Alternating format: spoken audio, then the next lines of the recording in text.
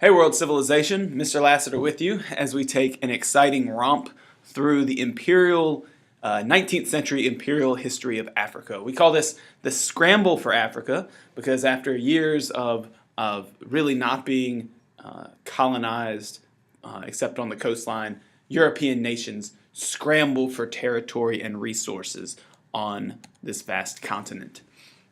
Let's take a look at our goals for today. What was the situation in Africa prior to European colonization? Why did European contact with Africa increase in the 1800s? What was the scramble for Africa and how did it begin? And then how did Africans resist colonization? And so we're going to look at all these things. A lot of vocabulary here, so take a look at the bold terms, listen to me explain some of these things to you, and then also take a look at some of the pictures today. Like the one here on the right, which is a nice modern day political cartoon representing how all these powerful European nations were trying to get their hands on Africa. So let's talk about Africa before imperialism, and to think about it we have to know a little bit about it. So keep in mind that Africa is nearly 3 times the size of Europe. And it is very diverse. This map shows just the different languages in Africa. All those little black lines that are really too small to see, those are actually the names of different languages. So we're talking about hundreds here. It also had diverse religious groups. Islam is pervasive in the north and inland and parts of East Africa. Christianity was seen in coastal trading cities, and of course traditional religions were found throughout Africa, especially in the interior and sub-Saharan Africa. Some people lived in centralized states or countries. For example, Ethiopia had created kind of a centralized empire for a long time. The Zulu had a centralized empire. The Egyptians under the Ottomans had parts of North Africa under Islamic caliphates. However, many just lived in village communities. So even the way society was structured was very diverse. Keep in mind that Africa, as we've studied in the past, was very much hurt by the slave trade, especially on the East and West African coasts. But the slave trade began to decline in the 1700s. With pressure from people like Great Britain, and by the late 1800s it's completely abolished. So this gives you a better idea of that diversity of language that I was talking about. And this, you see the black outline here, this outlines the country of Nigeria, the present-day country of Nigeria, which was a British colony for quite some time. And you can just see in this the different language families and the different languages that were spoken within this one area. And keep in mind, this one area would have been controlled by the British. And so you're talking about many different ethnic groups all combined in one country. Also, if you kind of look in the edges here, Britain and these other European nations draw borders, but we have some language families and some ethnic groups that cross these borders. So think to yourself about what kind of conflict this might cause on down the line. So let's look at Africa before imperialism. Keep in mind that North Africa was controlled by the Ottomans. It was a heavily Muslim area ever since the 700s. It was mostly Sahara Desert, but also has fertile coastlines along the Mediterranean and, of course, along the Nile River in Egypt. Southern Africa, the southern end of Africa, saw this group named the Zulu emerge as the most powerful kingdom. And so, led by a leader named Shaka, they're able to kind of unite a huge area under their kingdom. Also, before kind of we think of this age of imperialism, there are also Dutch settlers there that had been there for a couple hundred years, and those become known as the Boers. And they eventually are going to be forced to migrate northward due to British settlement, and we'll see what trouble that causes. In West Africa, we have some regions of Muslim influence and reform movements. Those improve literacy and they increase trade in the region. We also see a lot of very strong kingdoms and states arise in West Africa, partially because of the brilliant resources there. And then two different areas become kind of safe havens for former slaves and free blacks, which are Sierra Leone, which became a colony of former British slaves, and Liberia had become an independent republic. It's going to be one of the two countries that does not fall under European colonization during this time period.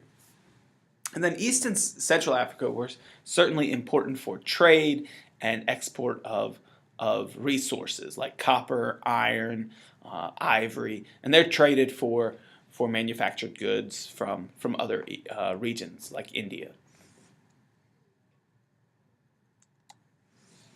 So, as we saw in the last slide, Africa before imperialism wasn't just kind of sitting there waiting for someone to rescue it from, this darkness. It was a vibrant place. It was very diverse, and there was a lot going on.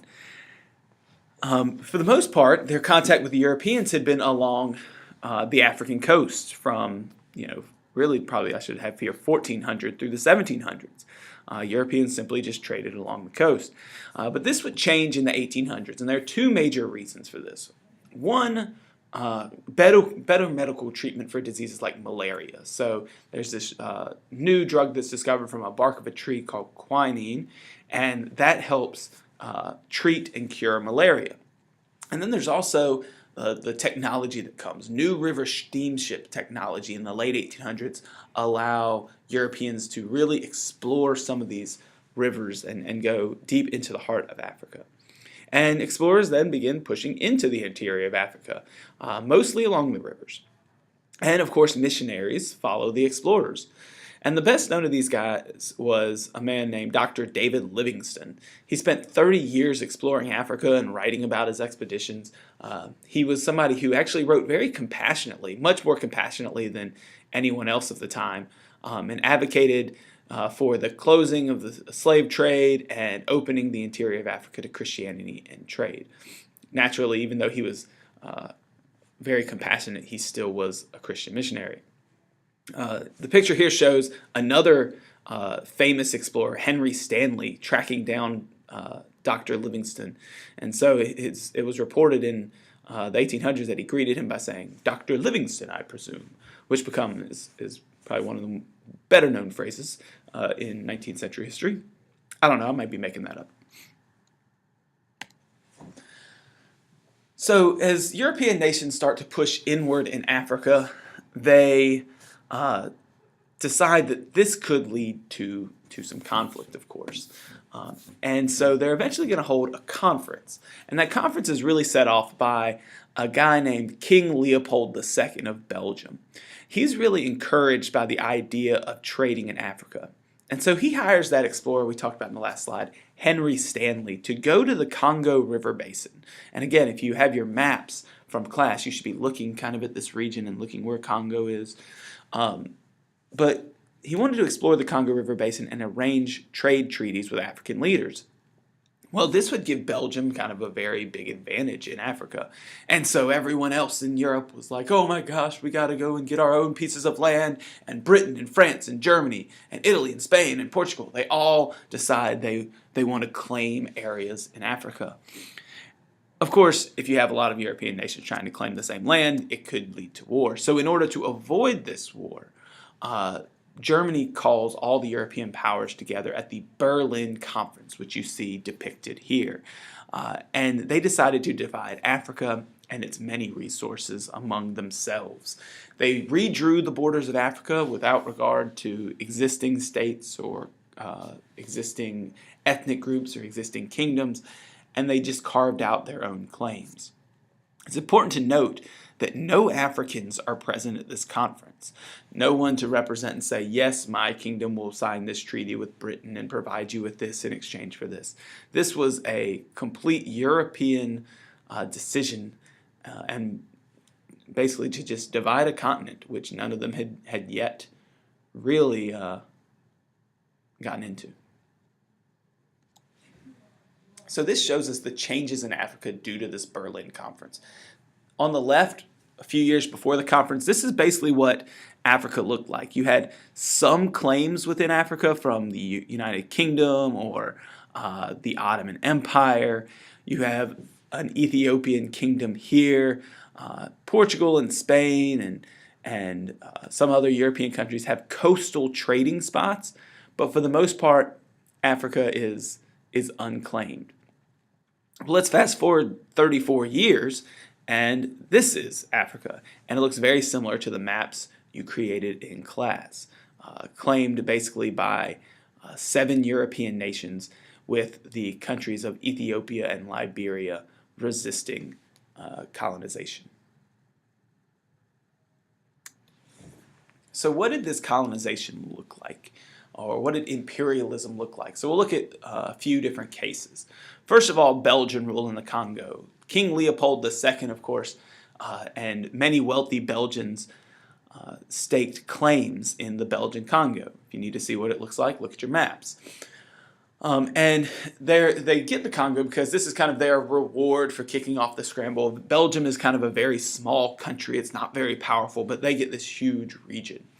But in order to extract the vast resources the fastest way possible, the wealthy Belgians really resorted to extreme brutality. And you can see some of the victims of this brutality in these images. Every one of these people has, at minimum, one limb chopped off for some act that the Belgians did not approve of.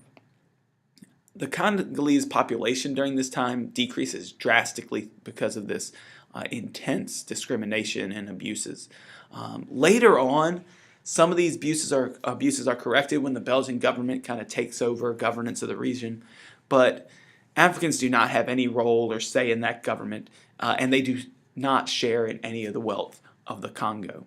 One of the things that was extracted from the Congo was rubber, and there is a way to sustainably harvest rubber from trees, draining it, letting the tree heal, letting it kind of replenish, and then draining the rubber off again. Instead, the Belgians, in order to make the most money the most quickly, would just absolutely clear cut and kind of destroy the rubber forests of the Congo. French and German rule looked slightly different, but was not necessarily positive. France fought wars in Algeria to expand their control beginning way back in the 1830s, and they continued to expand into West and Central Africa. And at its height, the French Empire in Africa was about as large as the continental United States. In Germany, they had claimed regions of East Africa, and they basically had a rivalry with Britain. But on the southwest coast in Namibia, they fought locals and carried out actually a genocide against the indigenous tribes of the region, which you can see pictured here. These are survivors of the Herero-Namakwa genocide, and they actually escaped through the desert of southwest Africa. Basically what the Germans did was they would fight wars with these people and kind of force them inland, and the further you get away from the coast of Namibia, the further into desert you get. And then when they basically forced them to that desert, they were not allowed to escape. And so it's estimated that upwards of 100,000 people died as a result of violence or starvation, or in some cases, the Germans systematically poisoned wells in the communities of these people in order to assert local control. Of course, British rule in Africa was probably the most well-known of all these cases. They controlled areas in North, West, East, and South Africa. They had colonies all over. And take a look at your map to see where those are. In the Cape Colony, which is present-day South Africa, the British clashed with the Boers, those Dutch settlers we talked about earlier. And in fact, they forced the Boers to move northward, as I said, and the Boers then kind of fight some war with the Zulu. But the discovery of gold and diamonds in that territory eventually leads to a 3-year war between the Boers and the British. Also, in around this time period, the British had defeated the Zulu as well. I forgot to put that in here. During the Boer War, actually, the British put these descendants of Dutch settlers into concentration camps. And this is kind of where the term comes from, although camps like this had existed before. And it, like the one above that you see, it had resulted in horrific conditions and the death of about 25% of the prisoners. So about 1 in every 4 people in these camps perished. Later on, the British will set up a government in South Africa, but it is most definitely run by whites, and a harsh system of segregation is put in place. And that will continue actually all the way until the 1990s. And the system eventually became known as apartheid. And it ends in the 1990s, and then Nelson Mandela, who you may have heard of, is elected president of South Africa. But again, 1990s is kind of when this intense discrimination segregation system lasts until. But in some areas, we see that European imperialism was not simply accepted. For example, in Algeria, they battled the French for years trying to keep them out. The Zulus, although not winning, battled the Boers and then the British. The Herero in Namibia tried to resist the Germans.